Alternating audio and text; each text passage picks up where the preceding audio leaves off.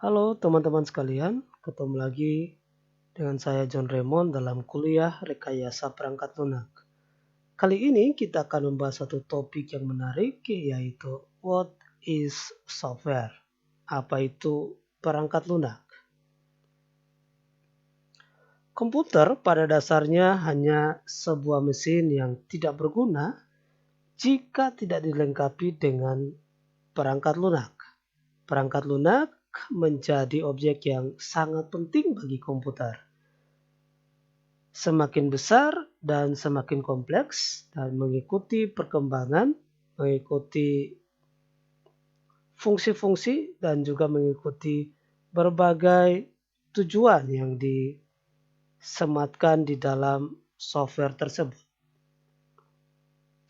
Oleh karena itu, harus dijamin bahwa perangkat lunak harus dapat berjalan dengan baik, terutama untuk perangkat lunak kritikal.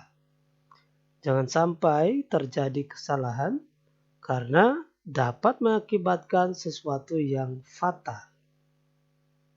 Mari kita memperhatikan software yang tidak kritikal lebih dahulu. Software yang tidak kritikal artinya software yang saat kita gunakan kita tidak mengalami dampak yang besar sampai kehilangan nyawa saat kita melakukan kesalahan. Artinya jika terjadi kesalahan kita tidak mengalami kerugian atau bahkan kehilangan nyawa. Tetapi ada software juga yang sangat kritikal. Nah, software ini jika terjadi kegagalan maka bisa berakibat sangat fatal dan bahkan mengakibatkan kehilangan nyawa manusia. Contoh software yang diterapkan pada pesawat terbang Ariane 5 atau juga Ethiopian Air yang menggunakan pesawat Boeing 737 MAX yang akibatnya banyak sekali manusia meninggal dunia karena kesalahan yang terjadi pada software yang digunakan. Software juga bisa mengakibatkan kerugian yang sangat besar. Bank of America juga bisa mengalami kerugian yang sangat besar, lebih dari 14 triliun rupiah, karena menerapkan sebuah software yang didevelop selama 5 tahun. Dan itu bisa mengakibatkan kerugian yang sangat besar. Nah, mari kita memperhatikan beberapa fakta. Bahwa proyek atau software yang sukses dibangun hanyalah 16,2% saja. Software yang mengalami over budget atau diproduksi terlambat dari waktu yang direncanakan itu sangat besar, yaitu 52,7%. Sedangkan software yang saat pengerjaannya di cancel atau dibatalkan sebesar 31,1%. Artinya hanya sedikit software yang berhasil dibangun. Ada banyak faktor yang mempengaruhi kegagalan-kegagalan tersebut. Salah satunya bisa diperkirakan bahwa dana yang diperlukan untuk membangun sebuah software bisa lebih dari 189%. Dan juga ada software yang melewati batas waktu yang ditentukan bisa sampai 222%. Sebab itu kita harus merencanakan software secara sungguh-sungguh menggunakan berbagai teknik dalam rekayasa perangkat lunak agar software yang kita hasilkan sungguh-sungguh baik. Ada beberapa kondisi yang harus kita perhatikan bahwa kebanyakan perangkat lunak merupakan sistem yang besar. Perlu banyak orang yang terlibat di dalamnya, juga perlu kerjasama tim dan bukan kerja individu, memerlukan biaya yang cukup besar sehingga butuh investasi, juga secara teknis butuh ratusan atau jutaan kode baris program, dan juga perlu modifikasi dan pemeliharaan yang terus-menerus untuk menjamin kelangsungan software tersebut. Oleh karena itu, perlu adanya pendekatan yang baik dan teratur dalam pengembangan dan manajemen perangkat lunak.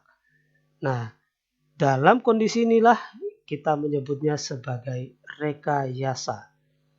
Nah, karena kita berhubungan dengan software, maka disebut sebagai rekayasa perangkat lunak atau dalam bahasa Inggrisnya software engineering. Nah, perlu kita perhatikan juga bahwa perangkat lunak sebagai produk rekayasa berbeda dengan produk rekayasa yang lain seperti bangunan, pesawat, dan lain-lain. Software berbeda karena ada faktor yang sifatnya adalah intangible atau yang tidak dapat diukur.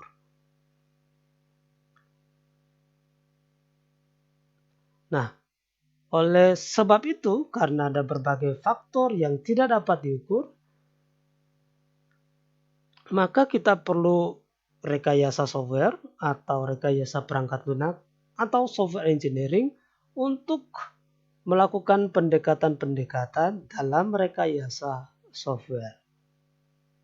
Nah, mari kita memperhatikan definisi terlebih dahulu. Software adalah produk yang dirancang dan dibangun oleh software engineer. Software sama dengan perangkat lunak. Jadi software engineering adalah rekayasa perangkat lunak. Ada 3 komponen yang membentuk software. Yang pertama adalah program yang terdiri dari berbagai baris-baris kode program, data, dan yang ketiga adalah dokumen.